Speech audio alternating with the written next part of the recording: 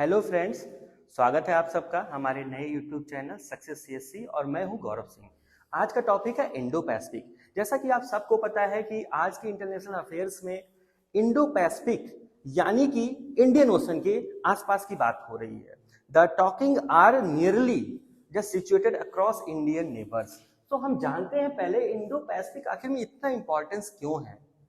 हमें जरूर सोचना होगा, हमारे एक ऐसे नेबर से यूएस की बात होगी, चाइना की बात होगी और पूरे साउथ ईस्ट एशिया की बात होगी। What is the Indo Pacific and what is the significance of Indo Pacific and later we discuss India's perspective, India का क्या रोल है। तो आइए समझते हैं बिल्कुल आराम से क्या है Indo Pacific. Indo Pacific is nothing but it is a strategic linkage.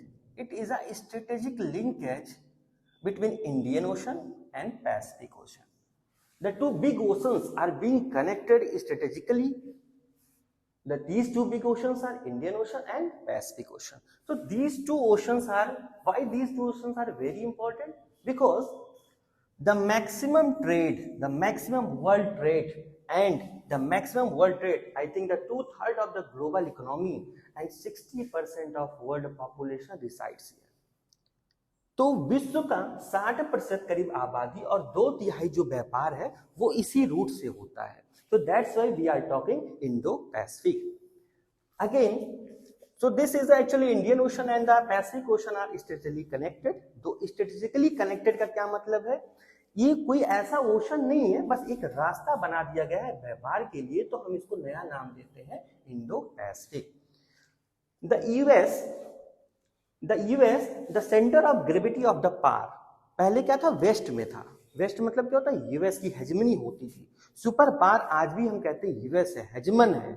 Now centre of gravity shifted toward the Asia. Asia region में क्यों सेंटर ऑफ ग्रेविटी पावर का शिफ्ट हुआ? क्योंकि यूएस के आपको पता होगा बहुत सारे पोर्ट्स हैं, बहुत सारे उनके मिलिट्री अलायंसेज हैं, बहुत सारे मिलिट्री उनके स्टेशंस हैं, सब स्टेशंस हैं, मरीन्स हैं, जो भी उनके हैं वो सब इंडिया के अक्रॉस है या उस कंट्री के बाहर है, मतलब यूएस के बाहर है, फैले हुए हैं। जैसे उनके कई सारे स्ट्रेटेजिक पोर्ट्स हैं, आप कह सकते हैं हर कंट्री में तो उनका कोई ना कोई स्ट्रेटेजिक पोर्ट है। दूसरी बात है, मैंने बताया कि इंडियन ओशन पैसिफिक ओशन से कनेक्टेड है, सेंटर ऑफ ग्रेविटी ट्रांसफर हो गई है from west to Asia. And why it is more important? Because it is actually related to connected to 4 major continents. कौन कौन से कॉन्टिनेंट है? सबसे पहला एशिया है, अफ्रीका है, अमेरिका है एंड ऑस्ट्रेलिया है। इतने बड़े कॉन्टिनेंट को ये एक्चुअली कनेक्ट करता है। और जब भी कोई रूट इस तरीके से इतना इंपॉर्टेंट होगा तो हम वही कहेंगे this is the Indian ocean and this is strategic connected with the Pacific ocean, so we call them as a holistically Indo Pacific. Again we have discussed earlier and why it is more important regarding the geographical factors. ऐसे क्या है? Economy हमने discuss कर ली। यहाँ बहुत सारे countries हैं, इनकी ट्रेड होते हैं। देखिए यहाँ पे मैरीन रिसोर्सेज पाए जाते हैं, जैसे कि हाइड्रोकार्बन है,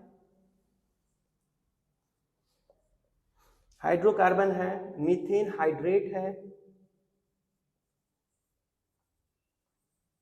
पेट्रोलियम्स हैं, कह सकते हैं आप फ्यू।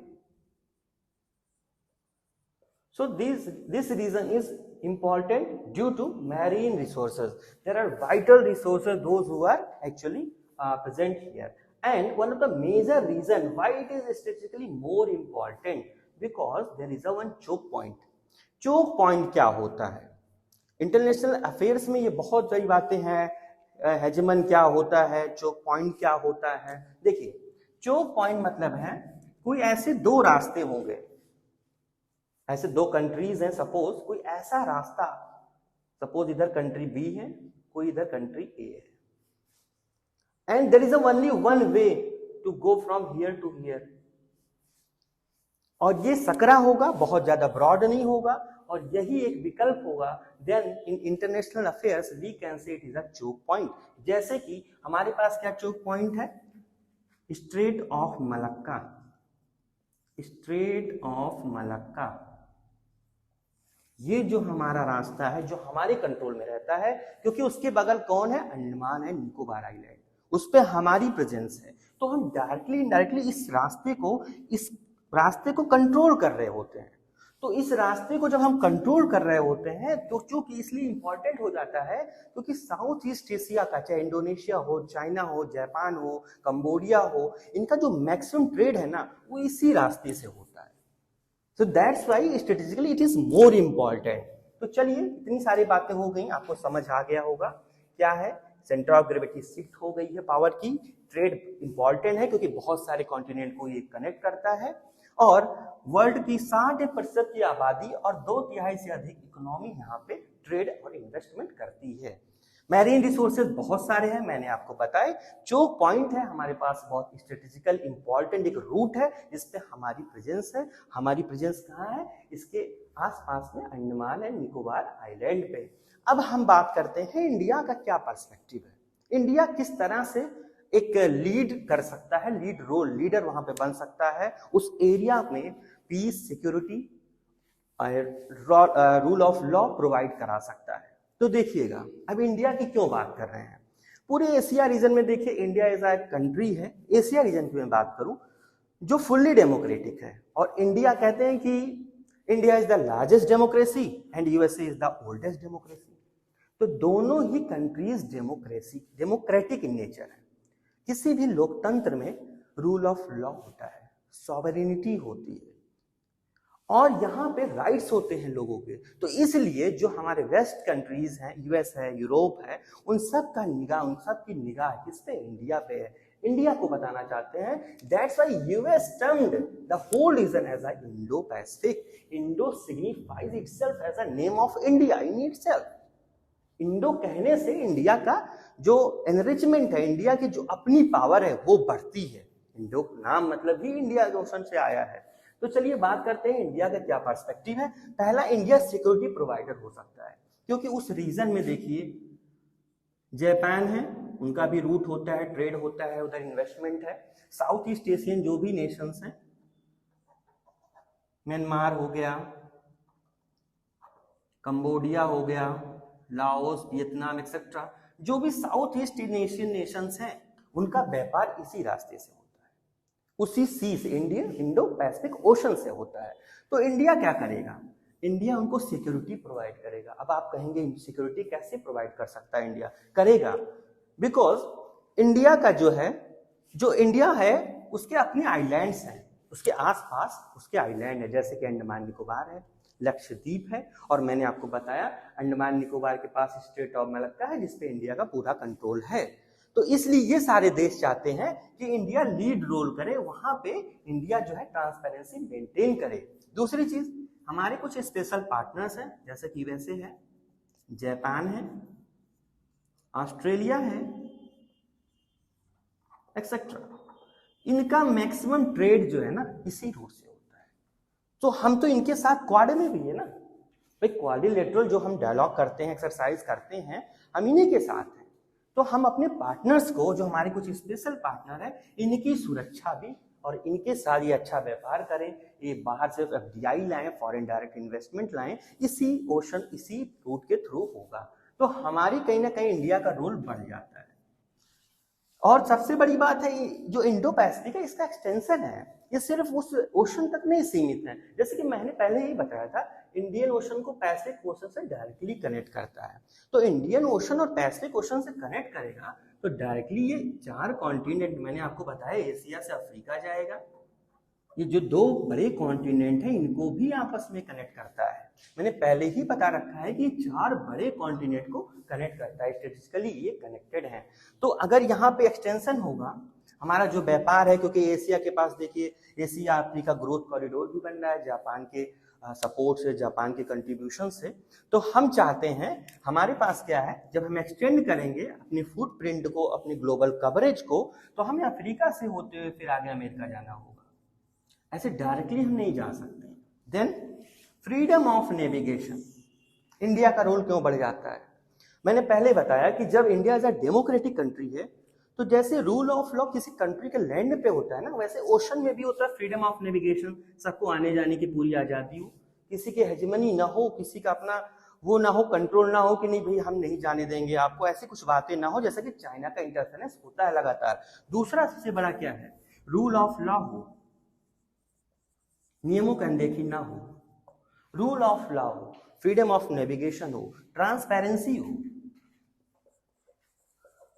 ट्रांसपेरेंसी हो। ट्रांसपेरेंसी किसमें हो, आप जानते होंगे, एक्सक्लूसिव इकोनॉमिक जोन आपने पढ़ा होगा, EEZ।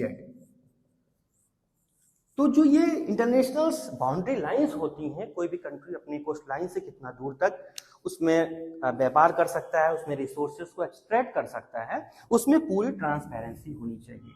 तो अब हम बात करते हैं, एक बार समराइज मैं आपको कर देता हूं। आपको मैंने बताया Indo Pacific, Indo itself means India, and when Indian Ocean and Pacific are strategically connected, then we called it Indo-Pacific। मैंने आपको बताया सेंटर ऑफ ग्रेविटी एशिया है तो इसका रोल बढ़ जाता है। और सबसे बड़ी बात है इसमें सिग्निफिकेंस देखिए, मैरीन रिसोर्सेज हैं, मैक्सिमम वर्ल्ड पॉपुलेशन है, कई सारे कॉन्टिनेंट को ये कनेक्ट करता है, जो पॉइंट है बहुत इंपॉर्टेंट है। और इंडिया का रोल कैसे कैसे है, सिक्योरिटी प्रोवाइडर में हमारे पार्टनर्स जो है उनको हमें क्या करना होगा, उनको भी हमें प्रोटेक्ट करना होगा। एक्सटेंशन है और फ्रीडम ऑफ नेविगेशन, बहुत सारी बातें हैं। तो हम बात करते हैं कि इंडिया के सामने चैलेंजेस क्या हैं। इंडो पैसिफिक एक बहुत ही इंपॉर्टेंट टॉपिक है इन इंटरनेशनल रिलेशंस और जीएस पेपर 2 भी खास करके इस पे ऐसे भी पूछे जाने लगे हैं आज के कि फॉरेन पॉलिसी क्या है, क्वाड क्या, स्ट्रेटेजिक अलायंस क्या है, और जैसा कि इंडो पैसिफिक के क्या चैलेंज है, इंडिया कैसे ओवरकम करेगा, तो रिगार्डिंग सभी बातें इसमें होंगी। तो चलिए एक बाई एक करके बात करते हैं। चैलेंजेस क्या है, सबसे बड़ा चैलेंज है जियो स्ट्रेटेजिक कंपटीशन। हमारे अपने पड़ोसी देश से हमें बड़ा परेशानी रहती है, बड़ा चैलेंज होता है, क्योंकि चाइना का intrusion in the hinterland of the country. अभी आप देखिए डोकलाम का इशू था, चाहे हिंटरलैंड हो मतलब लैंड हो और चाहे ओशन की बात करें, सब में उसका जबरदस्त इंटरफेरेंस देखने को मिलता है। यहाँ पे क्या है, जियो स्ट्रेटेजिक कंपटीशन, हम यूएस के साथ भी अपनी पार्टनरशिप बनाते हैं और थोड़ा बहुत व्यापार ट्रेड तो मैक्सिमम चाइना के साथ भी करते हैं। तो हम तो एज अ नॉन अलाइन जो हमारा फॉरेन पॉलिसी था वो अभी हम स्ट्रेटेजिकली नहीं समझ पा रहे हैं, व्हाट शुड बी डू। तो यहाँ क्या है, geo strategic competition regarding quad and SCO, यहाँ पे हम थोड़ा सा फंसे हैं, कंपटीशन हमें लगातार मिल रहा है। जैसा कि आप जानते हैं China SCO is being headed by China and quad is a strategic alliance of the 4 countries. Second क्या है, चाइना का जो मिलिटराइजेशन है और डिस्प्यूट, जैसा कि मैंने आपको बताया कि जो इंडो पैसिफिक है बेसिकली वो इसलिए ज्यादा हमारे लिए कौन चैलेंज ज्यादा इंपोज कर रहा है, वो एक ही फैक्टर है चाइना, चाहे बाई ओशन हो चाहे बाई लैंड हो। Only one major country China always interfering with the relations with the India. सबसे पहली चीज है चाइना का मिलिटराइजेशन बहुत हो गया है। जैसे कि आपने देखा होगा हबनतोता पोर्ट श्रीलंका, हबनतोता पोर्ट, गौदर पाकिस्तान, और ऐसे ईरान में, जिबूती में बहुत सारे पोर्ट पे चाइना ने अपने मिलिट्री अंपायर्स आप कहिए, अपने मिलिट्री पोर्ट्स बना रखे हैं। वो किस लिए बना रखे हैं, उनकी आपने थ्योरी पढ़ी होगी, स्ट्रिंग ऑफ पर्ल्स थ्योरी, बहुत ज्यादा आपने देखा होगा। और अब कहा जाता है कि चाइना जब आजाद हुआ था तो आजादी के बाद since independence China was being a liberal in nature, और आप कह सकते हैं जब उसको इकोनॉमी अपनी डेवलप करनी थी तो वो बिल्कुल भी शांति तरीके से, बिल्कुल भी लिबरल कंट्री के तौर पे काम करता गया। मगर अब क्या हो रहा है, जब China has acquired a wealth and it is a higher GDP, I think China के व्यापार सबसे ज्यादा वर्ल्ड में उसका सबके साथ है। उस तो यूएस को भी चैलेंज कर रहा है, उसकी हेजमनी को। क्यों, China has more number of, या ये कह सकते हैं उसके पास जो जीडीपी है उसकी अपनी जो ताकत है वो उसकी अपनी इकोनॉमी है, उसका अपना ट्रेड है वर्ल्ड के सारे कंट्रीज के साथ। तो दिक्कत यहाँ, प्रॉब्लम यहाँ आई है कि वो अपनी मिलिट्री को, जो कि पहले अपनी इकोनॉमी पे फोकस करता था, now China has tilted towards it's military. अब वो सुपर पावर बनने की रेस में है। तो यहाँ पे मैंने आपको बताया कि लगभग हमारे पड़ोस के जितने पोर्ट हैं उन सब पे वो अपना कहीं ना कहीं आशियाना बनाता रहा है। Other dispute in South China Sea, South China Sea पे एक उसने इमेजिनरी लाइन बना रखी है, अपनी इतनी थ्योरी है चाइना की कि भैया 9 डैश लाइन है और इसके आसपास जो भी रीजन है वो हमारा है। चाइना के साथ एक और बहुत प्रॉब्लम है, वो हिस्ट्री को मैनिपुलेट करता रहता है। This is a major problem with China. अपनी खुद के मैप डेवलप करता है। जब हमारे साथ उसका इशू डोकलाम में था तो भी यही प्रॉब्लम थी, क्योंकि हम एक डेमोक्रेटिक कंट्री है। जैसा कि मैंने आपको बताया कि डेमोक्रेसी में रूल ऑफ लॉ है, ट्रांसपेरेंसी इन नेचर है, हमारी सॉवरेंटी है, लोगों की राइट्स हैं। मगर in authoritarian rule like China who is ruling by Xi Jinping, आप समझ सकते हैं कि वहाँ क्या कुछ भी नहीं होगा, वहाँ तो राइट्स ही नहीं होते हैं बेसिकली। तो सबसे बड़ी प्रॉब्लम यहीं पे आ रही है कि उसकी मिलिटराइजेशन बढ़ रही है। साउथ चाइना में जो डिस्प्यूट है रिगार्डिंग बहुत सारे कंट्रीज का, उसके सबके साथ डिस्प्यूट है, चाहे वियतनाम के साथ हो, चाहे म्यांमार के साथ हो, चाहे इंडिया के साथ हो, और सबसे बड़े जो, क्योंकि एशिया में 2 मेजर पावर हैं, 2 ग्लोबल हेजमन बन रहे हैं, वो है इंडिया और दूसरा है चाइना। तो इसलिए भी हमारे लिए सोचने की बात है। तीसरा सबसे बड़ा चैलेंज है क्लाइमेट चेंज। अब ओशन है, इतना बड़ा ओशन है, तो आप जानते होंगे ला नीना एक फैक्टर है। ज्योग्राफी से रिलेटेड टर्म्स है, ला नीना आया था जिसमें ड्राउट वगैरह आप समझते हो। ला नीना 2 होते हैं, एक एल नीना होता है, एक ला नीना होता है। किसी में ड्राउट आता है, किसी में फ्लड आता है, जैसे कि आपको पता होगा। तो ये यहाँ पे बहुत सारे आते रहते हैं, जिसके कारण से क्या है, क्लाइमेट चेंज वैसे भी आप समझ लो कि जो ग्लोबल प्रॉब्लम्स है वो बेसिकली किससे रिलेटेड है, क्लाइमेट चेंज से। चाहे वो ड्राउट की हो, चाहे वो फ्लड की हो, और चाहे आजकल कोई भी पैंडेमिक हो रही है, वो सब क्लाइमेट चेंज से हो रही है। इवन यूरोप में अभी मुझे जनरली मैं न्यूज पढ़ रहा था, वहाँ डेंगू, एक नया कोई मच्छर था मॉस्किटो, उसने डेंगू फैला रखा था। तो ये क्लाइमेट चेंज से जो भी नई डिजीजेस हैं वो फैल रही हैं, बन रही हैं। तीसरा इरेगुलेटेड, अनरेगुलेटेड, अनरिपोर्टेड मैरीटाइम रिसोर्सेज का जो एक्सट्रैक्शन है, फिशरीज, ये बहुत इलीगली, आप समझ लीजिए जो IWW का नाम है इसको है इलीगल, अनरेगुलेटेड, अनरिपोर्टेड, मतलब टोटली एकदम इलीगल तरीके से मैरीटाइम रिसोर्सेज एक्सट्रैक्शन हो रहा है। जैसे कि मिनरल जो रिसोर्सेज होते हैं, रेयर अर्थ मेटल्स, उनको एक्सट्रैक्ट कर रहे हैं, पेट्रोलियम क्रूड ऑयल को, सेल गैस को एक्सट्रैक्ट कर रहे हैं इलीगली, और फिशरीज के लिए तो ज्यादा खतरा है। तो उससे क्या हो रहा है, ये पूरा जो एरिया है इंडो पैसिफिक, ये पॉल्यूट हो रहा है, प्लास्टिक पॉल्यूशन फैल रहा है। और सबसे बड़ा रीजन क्या है इंडिया के सामने, उसकी अपनी लिमिटेड नेवल कैपेसिटी है। और अगर आपको वर्ल्ड में कंट्रोल करना है, वर्ल्ड में सुपर पावर बनना है, अपनी हेजेमनी बनानी है, तो सबसे बड़ा रोल होता है नेवी का। क्योंकि आप जमीन के रास्ते से कहां तक जा पाएंगे। The world is now connected across the oceans. और TH महान एक इंटरनेशनल स्कॉलर थे, उन्होंने कहा है कि वर्ल्ड में वही रूल करेगा जिसकी नेवी सबसे ज्यादा पावरफुल होगी। और इसके पहले ब्रिटिश की हुकूमत थी, ब्रिटिश की नेवी सबसे ज्यादा पावरफुल और शानदार नेवी थी, तो ब्रिटेन ने सभी देशों को कॉलोनी बना रखा था। इसका सबसे बेस्ट एग्जांपल है। अब देखिए आज के टाइम पे अमेरिका सुपर पावर है, तो क्यों? क्योंकि America has large number of warships and navy fleet. तो नेवी के जहाजें हैं उनके बेड़े में सबसे ज्यादा है। तो यही प्रॉब्लम है इंडिया के साथ। अब प्रॉब्लम इसलिए भी कि उसकी अपनी लिमिटेड GDP है, लिमिटेड रिसोर्सेज हैं, इसलिए उसके पास लिमिटेड कैपेसिटी है। चलिए बात करते हैं अब कि इंडिया क्या कर सकता है, इन सब के बावजूद इंडिया क्या कर सकता है। चलिए वे फॉरवर्ड एक सोल्यूशन के तौर पे देखते हैं। अंडमान एंड निकोबार आइलैंड पे हम अपना डिफेंस स्ट्रक्चर मॉडर्न कर सकते हैं, डिफेंस इंफ्रास्ट्रक्चर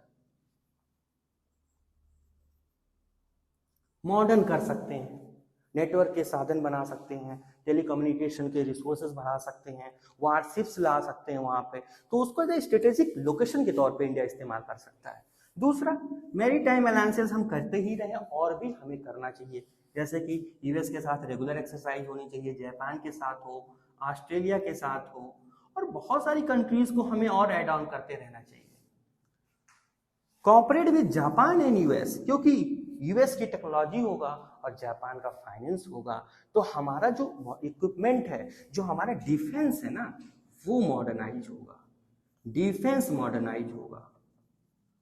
क्योंकि यूएस की टेक्नोलॉजी आप जानते हो वेल नोन टेक्नोलॉजी है। और कल्चरल डिप्लोमेसी, ये सबसे अच्छा पॉइंट है। देखिए, दो तरीके के पावर्स होते हैं इंटरनेशनल रिलेशंस में। There are two powers, hard power and soft power. Hard power मतलब होता है कोर्जन, आप डायरेक्ट जाके किसी से भिड़ गए, जैसे एग्रेसिव पॉलिसी चाइना की है, किसी की नहीं सुनता है, डायरेक्ट खड़ा रहता है कि हम तो बस लड़ाई के लिए तैयार हैं। जैसे रसिया यूक्रेन में देखिए, हार्ड पावर का इस्तेमाल रसिया कर रहा है यूक्रेन पे, तो this is a hard power. Soft power मतलब होता है जब ज्यादातर इंडिया जैसे कंट्रीज जो जिनकी इकोनॉमी बहुत ज्यादा बड़ी नहीं होती है, या वो कंट्री जो मिलिट्री पावर पे नहीं बिलीव करते हैं। इंडिया तो वसुधैव कुटुंबकम के इस फिलॉसफी पे बिलीव करता है, जैसा कि G20 में प्रधानमंत्री जी ने बोला भी है। तो हम तो वसुधैव कुटुंबकम की बात करते हैं, तो हमारे दिमाग में जरूर आएगा cultural diplomacy means soft power. अब सॉफ्ट पावर क्या हो सकते हैं? हम अपनी लैंग्वेज को, हिंदी लैंग्वेज को प्रमोट करें, अपने कल्चरल ट्रेडिशन को प्रमोट करें, म्यूजिक को, डांस को प्रमोट करें। इस तरीके से हमने कर भी रखा है अफ्रीका में। और हॉस्पिटलिटी दें, जैसे हमने कोविड के टाइम वैक्सीन एक्सपोर्ट कर दिया, तो फूड ग्रेन एक्सपोर्ट कर रहे हैं अफगानिस्तान में भी रिसेंटली। ये सब कल्चरल डिप्लोमेसी यानी कि सॉफ्ट पावर के अंतर्गत आता है। तो हम by soft power, by using our own soft power, we can lead in the Indo Pacific region, और हम ये सब आसानी से कर सकते हैं। तो चलिए, आज का वीडियो यहीं तक, और मुझे यकीन है और आशा भी है कि आपको अच्छा लगा होगा। अगर अच्छा लगे तो लाइक और सब्सक्राइब जरूर करिएगा। Thank you.